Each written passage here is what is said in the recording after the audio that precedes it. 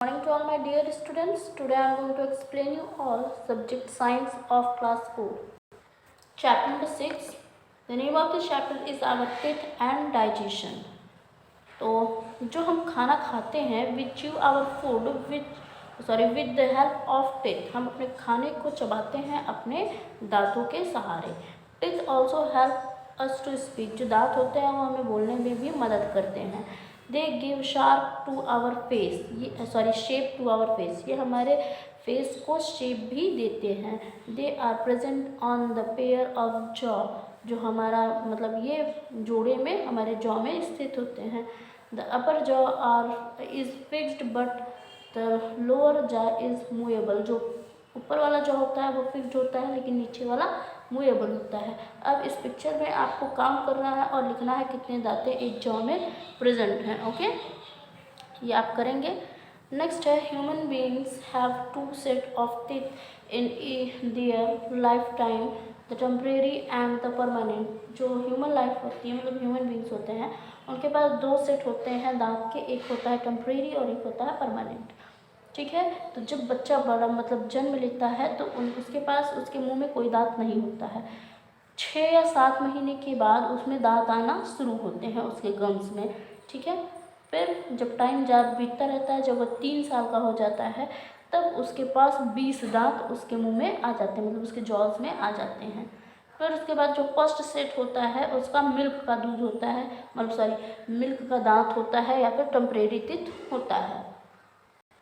फिर यहाँ बताया जा रहा है जब बच्चा 6 साल का होने लगता है, जब 6 साल का होता है तब अब वो क्या करता है, उसके जो दांत होते हैं धीरे धीरे एक एक करके टूटने शुरू होते हैं और उसकी जगह नए दांत उगने शुरू हो जाते हैं. मतलब मिल्क के दांत की जगह जो परमानेंट दांत होते हैं वो आने शुरू हो जाते हैं. फिर जब वो 12 साल का होता है तो उसके पास 28 दांत हो जाते हैं, मतलब 28 दांत हो जाते हैं. फिर जब वो 16 ईयर का होता है या फिर 25 ईयर का होता है तब उसके पास जो टीथ की ग्रोथ होती है वो क्या होने लगती है, मतलब पीछे के दांत जो होते हैं जो कहते हैं अक्ल की दांत आना, वो दांत आना शुरू हो जाते हैं, जिसे विजडम टीथ भी कहते हैं. हिंदी में अक्ल की दांत आना बोलते हैं. तो वो दांत आना आना शुरू हो जाता है. Now we have a full set of teeth with 32 teeth. अब उसके पास 32 टीथ पूरे मतलब सेट हो जाते हैं. ठीक है, अब पार्ट्स ऑफ टीथ बताया जा रहा है कि जो टीथ होते हैं उनके पार्ट्स क्या होते हैं. तो जो टीथ होता है उसमें 3 पार्ट्स पाए जाते हैं. एक होता है क्राउन, एक होता है नेक और एक होता है रूट. तो जो टीथ होता है उसमें 3 होते हैं. तो जो क्राउन होता है वो जो पार्ट होता है वो जब भी हम उसे देख सकते हैं, जब आप स्माइल करते हैं तो आपका माउथ खुलता है और आप अपने गम्स में देख सकते हैं कि क्राउन कौन सा पार्ट है. उसके बाद है यहाँ पे रूट बताया जा रहा है. जो रूट होता है वो गम्स के नीचे होता है, उसे हम नहीं देख सकते हैं. फिर है यहाँ पे जो मतलब बीच का जो एरिया होता है क्राउन और रूट के बीच के एरिया जो होता है उसे क्या कहते हैं, नेक कहते हैं. ठीक है, फिर उसके बाद है कि टूथ के अंदर वाला जो लेयर्स होती हैं वो कितनी लेयर्स बनी होती है. तो 3 लेयर्स हैं यहाँ पे. एक होता है इनेमल सबसे पहले, फिर डेंटिंट होता है, फिर उसके बाद और पल्प होता है. ओके, तो जो इनेमल होता है वो क्राउन को कवर किए होता है. ठीक है, वाइट कलर का होता है, वो क्या करता है पूरे टीथ को कवर करता है. ये सबसे हार्डेस्ट पार्ट होता है हमारी बॉडी का. ठीक है, फिर उसके नीचे होता है डेंटिंट. ये क्या होता है, येलो कलर का, मतलब बोन लाइक मटेरियल इसमें भरा हुआ होता है. इस तरीके से मतलब थोड़ा सॉफ्ट होता है, इनेमल से थोड़ा सा सॉफ्ट होता है. फिर उसके बाद इसके अंदर भरा होता है पल्प. जो पल्प होता है वो सॉफ्ट लेयर होता है जो कि नर्व्स होती हैं, इसमें ब्लड वेसल्स होते हैं. ठीक है, जब भी जो टूथ होता है हमारा, जब उसमें नरिशमेंट आ जाता है, मतलब जो पल्प होता है वो क्या करता है, वो नर्व्स को सेंड करने लगता है. जब हमारा दांत खराब होने लगता है, जब यहाँ टच होने लगता है तो दर्द स्टार्ट होता है. तब हमारे जो नर्वस सिस्टम है, जितने भी नर्व होते हैं वो एक्टिव हो जाते हैं, तब मैसेज भेजते हैं ब्रेन को कि दर्द स्टार्ट हो गया है. ठीक है, फिर उसके बाद है टाइप्स ऑफ टीथ. टीथ के प्रकार यहाँ बताया गया है. जो टीथ होते हैं वो भी अलग अलग मतलब सेट के होते हैं. तो उनके शेप के अकॉर्डिंग उनका नाम रखा गया है। तो पहला है इंसीजर्स। जो इंसीजर्स होते हैं वो काफ़ी मतलब स्लोव्ड शेप में होते हैं, आगे की तरफ मुंह में होते हैं।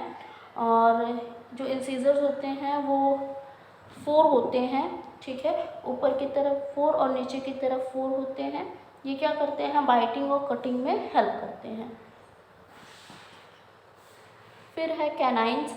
अब जो कैनाइन्स होते हैं ये दूसरे होते हैं इंसीजर्स के बाद, ये कैनाइन्स होते हैं। ये क्या करते हैं, ये हमारे दांत में मतलब दांत होते हैं जो कि हमारे यहाँ पे देखिए कैनाइन्स दिखाया गया किस तरीके से होता है। जो इंसीजर्स होते हैं उसी के जस्ट बगल होते हैं। ये क्या करते हैं, किसी चीज़ को चिरने फाड़ने में मतलब दांत को मदद करते हैं। फिर मोलर और प्री मोलर की बात आती है। तो जो मोलर होते हैं वो अगले दांत होते हैं, मतलब कैनाइन के बाद होते हैं। और ये क्या होते हैं, काफ़ी चौड़े होते हैं, लेकिन जो मोलर होता है वो प्री मोलर से ज़्यादा चौड़ा होता है। और ये क्या करते हैं, किसी भी चीज़ को तोड़ने में, क्रश करने में, उसे चबाने में, इन सब में मदद करता है, ठीक है।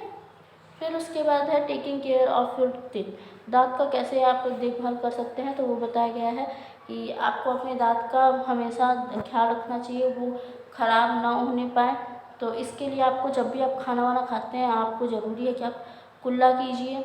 और क्योंकि उसमें बैक्टीरिया जो मतलब मुंह में जो रह जाता है खाना, वो ख़राब होने लगता है। फिर उसके बाद उसमें कैविटीज़ लग जाती हैं, जो टूथ का एनेमल है वो ख़राब होने लगता है। फिर वो धीरे धीरे पल्प तक पहुंच जाता है। फिर उसके बाद हमें क्या होता है, प्रॉब्लम हो जाती है। तो यहाँ पे कुछ मतलब बताया गया है जिससे कि आप दांत की देखभाल कर सकते हैं। ब्रश कीजिए, एक दिन में 2 बार ब्रश कीजिए अपने दांत में। ये जैसे फ्लॉसिंग कर रहे हैं इस तरीके से फ्लॉसिंग करनी चाहिए, जिससे कि जितने भी दांत में खाने जम गए हैं वो निकल जाएंगे। और फिर आपको हमेशा अपने टंग को भी साफ़ करना चाहिए, गम लाइन को भी साफ़ करना चाहिए, ठीक है।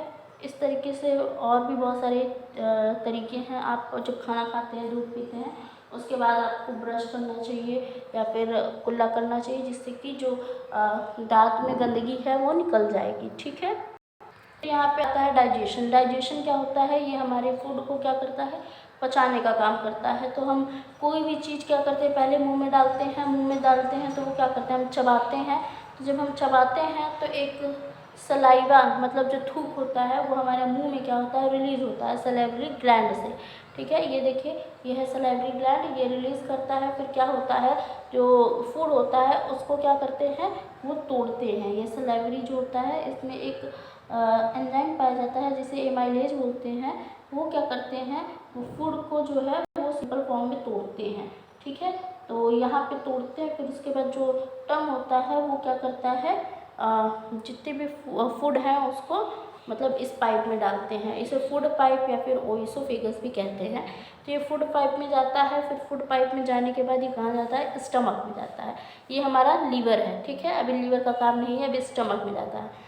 स्टमक में जाने के बाद क्या होता है, यहाँ पे एक लिक्विड पाया जाता है जिसे HCl हाइड्रोक्लोरिक एसिड या फिर डाइजेस्टिव जूस भी कहते हैं।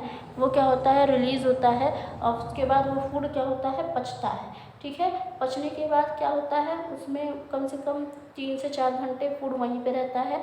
और वहाँ पे रहने के बाद फूड आगे बढ़ता है। आगे बढ़ने पे कहाँ जाता है फूड, स्मॉल इंस्टेटाइन में जाता है। स्मॉल इंस्टेटाइन में जाने के बाद फूड क्या क्या होता है, वहाँ भी फूड का क्या होता है, सिंपल फॉर्म में टूटता है।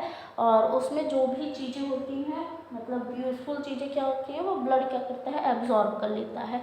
फिर उसके बाद फूड कहाँ जाता है, लार्ज इंस्टेटाइन में जाता है। लार्ज इंस्टेटाइन में जितने भी वेस्ट मतलब चीज़ें होती हैं वो सब लार्ज इंस्टेटाइन में, फूड नहीं जाता है, वेस्ट मटेरियल जाता है। अब फिर उसके बाद यहाँ पे सॉल्ट और वाटर एब्जॉर्ब कर लिया जाता है।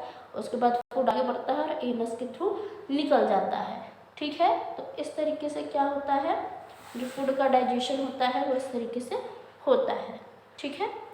फिर है हेल्दी ईटिंग हैबिट। आपको हमेशा हेल्दी ईटिंग हैबिट्स बनाए रखने चाहिए। आपको हमेशा हाथ को खाने से पहले, खाने के बाद हाथ धुलने चाहिए। हमेशा धीरे धीरे खाने चाहिए और अच्छे से चबा के। कभी भी बहुत ज़्यादा नहीं खाना चाहिए। बहुत ज़्यादा पानी मतलब खाते वक्त बहुत ज़्यादा पानी नहीं पीना चाहिए। वैसे तो आपको पानी ज़्यादा पीना ही चाहिए। बहुत ज़्यादा फैटी फूड आपको नहीं खाना चाहिए, बहुत ज़्यादा स्वीट्स नहीं खाने चाहिए, हमेशा बैलेंस डाइट यूज करना चाहिए, बहुत ज़्यादा चीज़ें नहीं खानी चाहिए। ठीक है, अभी चैप्टर कंप्लीट होता है। चलिए अब हम लोग एक्सरसाइज की तरफ चलते हैं। Take the correct option. First is, by the time we become 3 year old, we have, your answer is 20 teeth. Now second is, the dash is a part of the tooth that you can see. Your answer is enamel. Okay, you can see its enamel. यहाँ पे I think यहाँ पे crown होना चाहिए। Okay, दांत का part है ना, तो ये क्राउन होगा, इनेमल नहीं। ओके, तो क्या होगा आंसर? क्राउन। न third is, dash is use for biting and cutting food. Your answer is incisor.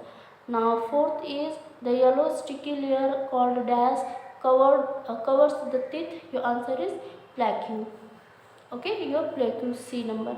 Now fifth is, our tongue pushes the soft food into the, your answer is food pipe. Now next is 6 number, waste is throughout the body through the, your answer is anus. Now B number is, filling the blanks with given with the help of given words. Your answer first is, the first set of teeth is called dash teeth.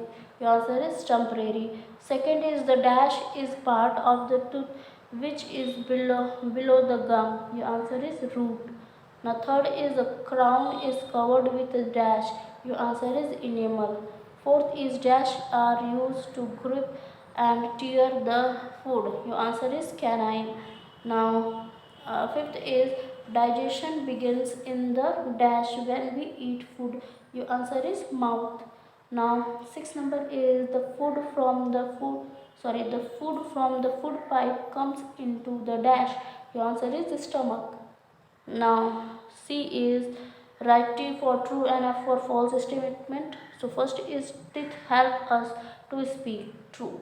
Second is, crown is the part of the tooth that you cannot see, false. Third is, molars are broader than the premolars, so true. Now next is fourth number, we should brush our teeth twice a day, true. Fifth is, our tongue pushes the soft food into the intestine, false. Sixth is, we should wash our hand before and after eating food, true. In this way your chapter is completed. That's all for today. Thank you so much.